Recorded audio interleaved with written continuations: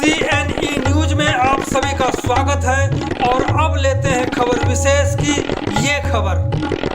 निष्पक्ष और निर्भीक पत्रकारिता के लिए आप सभी सहयोग करें। चंडीगढ़ प्रशासन की तानाशाही को लेकर आज सैकड़ों व्यापारी और उद्योगपति मूसलाधार बारिश होने के बावजूद काले कपड़े पहनकर सड़कों पर उतर गए। ट्रिब्यून चौक के निकट एक तरफ हाईवे को जाम कर दिया गया, वाहनों की आवाजाही पूरी तरह से प्रभावित हो गई, अफरा तफरी मचने लगी। हालांकि पुलिस ने रूट डाइवर्ट कर हजारों वाहन चालकों को जाम से बचाने की कोशिश की। इस बीच व्यापारियों ने प्रशासन से लेकर केंद्र सरकार तक को चेतावनी दी है कि 10 दिन के अंदर तक उनकी मांगों पर कोई फैसला नहीं हुआ तो पूरे चंडीगढ़ शहर को जाम कर देंगे। यह बता दें कि आज के आंदोलन का नेतृत्व joint forum for Chandigarh industries की ओर से किया गया। इसी को लेकर हमने बात की फर्नीचर एसोसिएशन के प्रधान नरेश कुमार और प्रवक्ता भरत शाह से। उन्होंने जो कहा आप भी सुनकर हैरान हो जाएंगे, तो देखते हैं उन्होंने क्या कहा और किन किन मांगों को लेकर के आज धरना प्रदर्शन जाम तक किया गया। नहीं चलेगी अफसरशाही, नहीं चलेगी अफसरशाही, नहीं चलेगी अफसरशाही, नहीं चलेगी केंद्र सरकार मुर्दाबाद, केंद्र सरकार। आप सुनते हैं प्रधान नरेश कुमार और प्रवक्ता भरत शाह को। नरेश जी। मधुकर जी, सबसे पहले तो आपका बहुत बहुत स्वागत है और आपके चैनल का CNE न्यूज़ का, जो आप टाइम टू टाइम पब्लिक के मुद्दे उठाते हो और पूरा शहर प्रशासन के नोटिसों से परेशान है। इसमें बिल्डिंग वायलेशन के नोटिस हैं, मिसयूज़ के नोटिस हैं, वैट असेसमेंट के नोटिस हैं, हज़ारों करोड़ों के लाखों के नोटिस आए हुए हैं और पूरा शहर इंडस्ट्री परेशान है। पिछले दिनों हमारे माननीय प्रशासक बनवारीलाल पुरोहित ने आश्वासन दिया था हमें कि हम इंडस्ट्री पॉलिसी बनाएंगे और आप हमारे इंडस्ट्री का सर्वे होने दीजिए। सर्वे के नाम पर बिल्डिंग वायलेशन के नोटिस और मिसयूज़ के नोटिस, लाखों नोटिस आए हैं, करोड़ों रुपए के नोटिस आए हुए हैं। एक व्यापारी को तो 13 करोड़ कुछ का नोटिस आया हुआ है। 13 करोड़ का नोटिस? बिल्कुल सर। इतने की प्रॉपर्टी है भी कि नहीं? नहीं सर, नहीं, प्रॉपर्टी इतने की है नहीं। 13 करोड़ का नोटिस आया हुआ है, हमारे पास प्रूफ है। वो परेशान है व्यापारी, क्या करें, सुसाइड करने को तैयार है व्यापारी, परेशान है। और आज से परेशान नहीं है, पहले बीजेपी की सरकार भी थी, कांग्रेस की सरकार भी रही है, कोई मुद्दा हल नहीं हो रहा प्रशासन से। व्यापारी त्रस्त है, परेशान है। वैट असेसमेंट के मुद्दे देख लो आप, GST लागू हो चुका है, उसके बाद ही वैट असेसमेंट के नोटिस आए हुए हैं। किसी के 15 लाख हैं, किसी के 50 लाख हैं, किसी के 1 करोड़ रुपए तक के नोटिस हैं। जबकि नाइबर पंजाब, हरियाणा, राजस्थान, हिमाचल में सब OTS स्कीम लागू हो चुकी है और वहाँ पर वैट के सारे केस ख़त्म हो चुके हैं। तो व्यापारियों को मजबूर होकर सड़कों पे आना पड़ा आज और ट्रिब्यून चौक का हमने घेराव किया। अगर ये ऐसे ही नोटिस आते रहेंगे तो ये पूरा शहर बंद करने की नौबत आ जाएगा। हम जब तक ये नोटिस बंद नहीं होते, हम चैन से नहीं बैठेंगे। किस तरह के और भी ऐसे मुद्दे हैं जो चुनाव के टाइम में मैनिफेस्टो में रखते हैं राजनीतिक पार्टियां और उसके बाद चुनाव होते ही ये भूल जाते हैं और ये भी भूल जाते हैं कि हमें व्यापारियों से मिल करके हमने क्या बातें करी थी, क्या वायदा करके आए हम लोग, और वो काम नहीं हुआ। कभी चुनाव के बाद से जो जीते हुए कैंडिडेट हैं आपके पास आए? सर बिल्कुल मधुकर जी, आपकी बात ठीक है। हर पार्टी, राजनीतिक पार्टी अपनी मैनिफेस्टो में ये मुद्दे उठाते हैं कि हम इनको हल करवाएंगे। मैं 87 से यहाँ पर बिजनेस कर रहा हूँ, मुझे नहीं लगता किसी पार्टी ने आगे बढ़ के कोई कार्य किया हो। अभी आप देखिए ना, leasehold to freehold का मुद्दा है। 1972 के प्लाट अलॉटमेंट हुए हैं। फ्री होल्ड के टाइम जो लीज होल्ड के प्लाट दिए गए थे, उस सेम अमाउंट हमने दिया था। 15 साल के बाद ये व्यवस्था थी, सिस्टम में था कि इनको आपके नाम लीज ट्रांसफ़र कर दी जाएगी। सारे व्यापारी जूझ रहे हैं, एक पीढ़ी चलेगी, दूसरी पीढ़ी जाने को तैयार है, तीसरी पीढ़ी आने को तैयार है, हम प्लाटों के मालिक नहीं हो पाए। उसके बाद हमको इंटरनल चेंजेस करते हैं, वायलेशन 1 मिनट में वायलेशन का नोटिस आ जाता है और वो 300 रुपये स्क्वायर फुट इंटरेस्ट पेनल्टी लगा के करोड़ों के नोटिस बन जाते हैं। अभी हाल में मैंने आपको बताया था, अभी 13 करोड़ का नोटिस आ चुका है। यहाँ पर बिजली मार्केट है, सबको नोटिस आ चुके हैं और प्रशासन ये कहता है अगर आपने बिल्डिंग वायलेशन नहीं हटाई तो हम इनको सील कर देंगे। कहाँ जाए व्यापारी, क्या करे? मान लो आपको कोर्ट यार्ड है, उसमें हमने चद्दर पा दी है, चोरियाँ भी होती हैं, जबकि पुलिस प्रशासन ने कहा था भी आप चोरियों को रोकने के लिए इनकी व्यवस्था कर दीजिए, चद्दर डाल दीजिए, चोरियाँ रुक जाएंगी। लेकिन प्रशासन स्टेट ऑफिस वहाँ बिल्डिंग वाले के नोटिस भेज देता है, और यहाँ से इतनी इंडस्ट्री शिफ्ट हो गई है हिमाचल में, पंजाब में, पंचकुला में। इतना रेवेन्यू देते थे हम लोग यहाँ पर, हमें जाने को मजबूर कर रहा है प्रशासन। तो हम प्रशासन को, हमने आज एक पीसफुल प्रोटेस्ट किया है ताकि हमारी समस्याएं सुने प्रशासन, लेकिन हमें हर बार आश्वासन देता है प्रशासन कि आपकी समस्याओं पर गौर किया जाएगा। राजनीतिक पार्टियां भी हमें कहती हैं हम करवाएंगे मसला हल, हर बार इलेक्शन होते हैं मीठी गोलियाँ दी जाती हैं, लॉलीपॉप दिया जाता है व्यापारियों को, फिर ढाक के 3 बात वही होते हैं, कोई समस्या हल नहीं हो पाती। इस करके मजबूर पूरे शहर के व्यापारी आज प्रोटेस्ट में शामिल हुए हैं, ट्रिब्यून चौक को घेराव किया ताकि प्रशासन जागे। प्रशासन जागे, लेकिन प्रशासन का काम तो है सिर्फ नोटिस देना, समस्या का समाधान नहीं।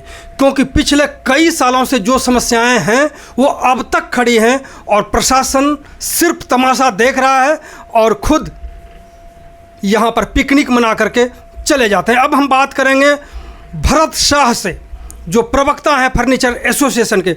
भरत जी, पलायन हो रहा है यहाँ से व्यापारियों का प्रशासन की जो ऐसी तैसी होने के बाद, कैसे चलेगा ये? इसका सबसे बड़ा लॉजिक अगर आप देखा जाए ना, तो इंडिया के अंदर चंडीगढ़ का नाम बहुत अच्छे तरीके से सारी दुनिया जानती है, बट उसका रीज़न देखो भी, जितना अच्छा नाम, बल्कि मैं कहने को कई बार अंदर से फीलिंग आती है। अभी जिस प्रशासन की हम बात करते हैं, लोग जब कोई भी दुनिया के अंदर जो अच्छा प्रशासनिक होता है वो अपने बंदों की हेल्प करता है। यहाँ पे आप खुद देखोगे जितने भी व्यापारी, बल्कि एक व्यापार से ही दुनिया में सदा से जिस कंट्री का, जिस सिटी का व्यापार अच्छा होता है वहाँ खुशहाली होती है। यहाँ पे आप लोगों ने देखा होगा व्यापारी यहाँ से शहर को छोड़ के भाग रहे हैं। बल्कि जो मैं बात कर रहा हूँ उसका लॉजिक सबूत आपके सामने 17 सेक्टर अगर आप देख लो, जो चंडीगढ़ की जान हुआ करता था, आज वहाँ पे वो हालात हैं कि सारे व्यापारी वहाँ से काम छोड़ के जा रहे हैं।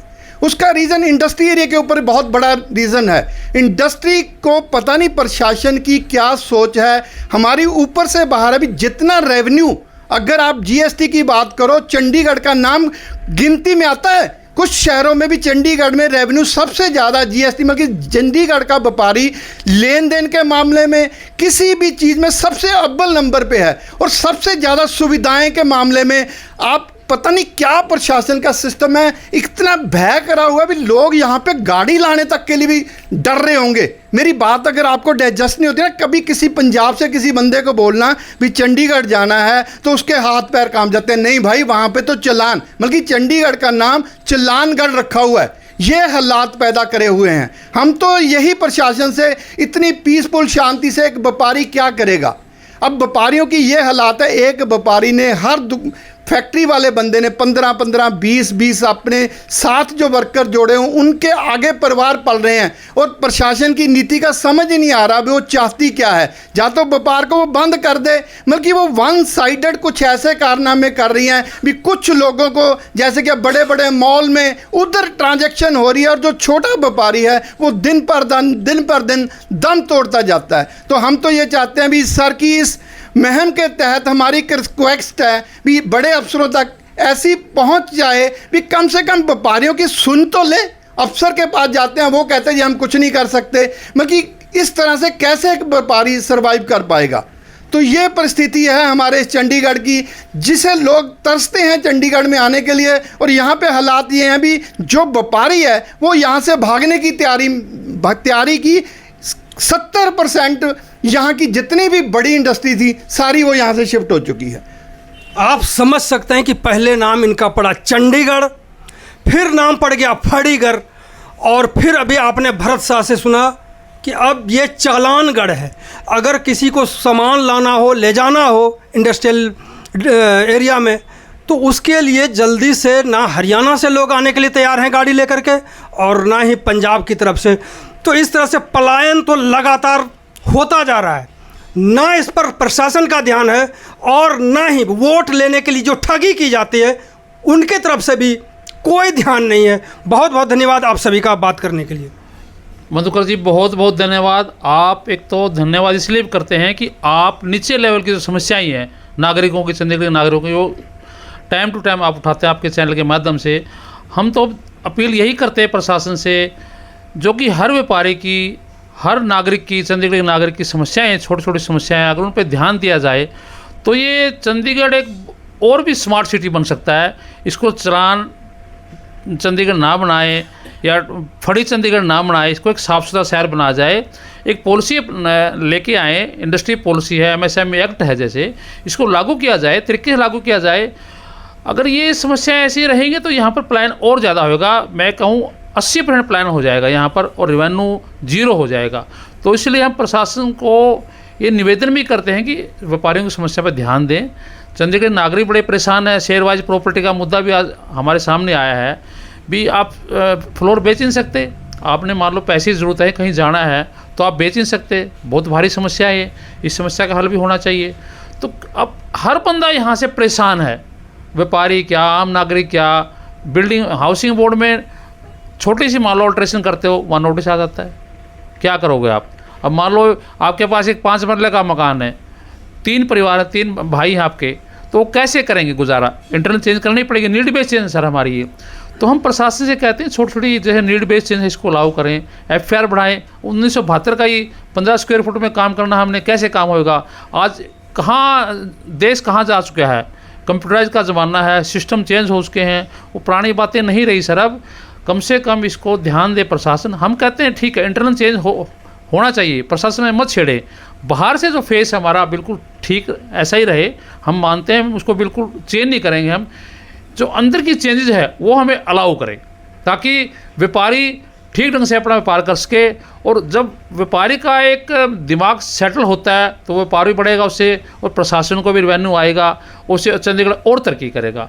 तो हम इसलिए प्रशासन से अपील करते हैं कि ये छोटी छोटी समस्याएं हैं, आप इसको इस लेवल पे हल कर सकते हैं। जैसे वैट असेसमेंट की समस्या, GST 2017 से लागू हो चुका है, पूरे देश में OTS स्कीम आ चुकी है। यहाँ पर लाखों के नोटिस, करोड़ों के नोटिस आ गए हैं। व्यापारी क्या करेगा, सुसाइड करने को तैयार है व्यापारी। तो हम प्रशासन से ये अपील कर रहे हैं बार बार भी इन समस्या को हल करें, OTS स्कीम लागू करें, उससे आपको रेवेन्यू बढ़ेगा और व्यापारी भी थोड़ा सा समस्याएं हल हो जाएंगी, अपने व्यापार को बढ़ाएगा और रेवेन्यू भी गवर्नमेंट को ज़्यादा आएगा।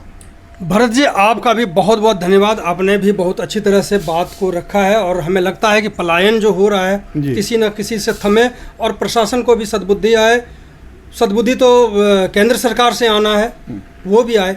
बहुत बहुत धन्यवाद मधुकर जी आपका, क्योंकि ऐसे चैनल ही ख़त्म हो गया, मैं तो सही कहूँगा, जो सच को पेश करते हैं। मेरे को बड़ी दिल से खुशी हो रही है अभी भाई साहब ने आज हमारी आके कम से कम इस तरह की इंटरव्यू करी है कि कोई बात हमारी किसी प्रशासन के कानों में तो जा सके, और बड़े खुले तरीके से। और ये कटिंग भी नहीं करते, मैंने ये भी देखा है। तो हम तो मधुकर जी आपका तहे दिल से धन्यवाद करते हैं भी ऐसी समस्याएं के लिए प्लीज़ आप लोगों के साथ दे रहे हो, और आपका यहाँ आने का बहुत बहुत धन्यवाद भी करते हैं। धन्यवाद आपका। CNE न्यूज के साथ बने रहने के लिए आप सभी का बहुत बहुत धन्यवाद।